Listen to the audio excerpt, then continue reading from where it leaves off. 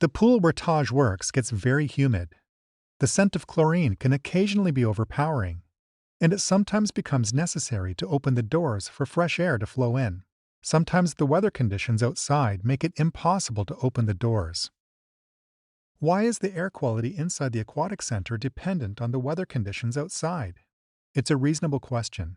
The answer is one that many workers may recognize. The pool ventilation equipment hasn't been working properly, and the maintenance staff have been too busy to fix it. There was a plan to replace the equipment a few years ago, but the cost was too high, and the plan was rejected by the council. The public showers aren't working properly either, which means people are entering the pool without showering, and there are additional contaminants coming in with them. And to make matters worse, the chemical monitoring system is also broken, so the lifeguards have to monitor and adjust pool chemistry themselves. Some days, even the general public begins to cough and display indications of respiratory discomfort until a door was opened or they left the pool. These issues have been brought up many times in the past, and nothing was done to address them. Maintenance would make as many repairs as they could, but it wasn't their top priority. Replacing the equipment was too expensive, and the supervisors were rarely in the pool area, so they didn't always know when the chlorine smell was particularly strong. Think of it like a broken stair. For a while, you notice it every time you take the stairs. Then you start to step over it without having to really think about it.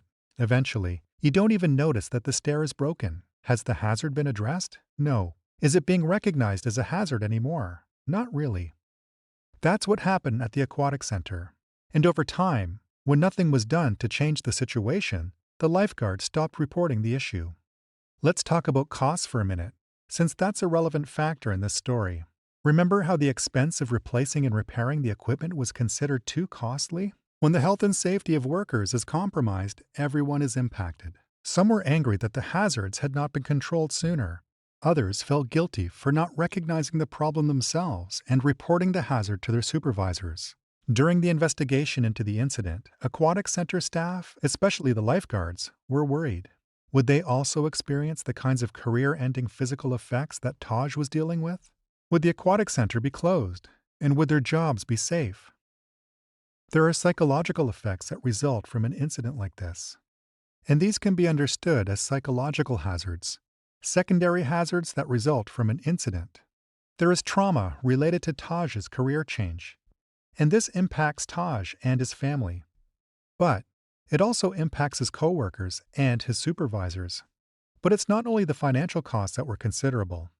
Well, it turns out that the indirect costs of this incident were far higher than the cost of replacing and maintaining the equipment would have been.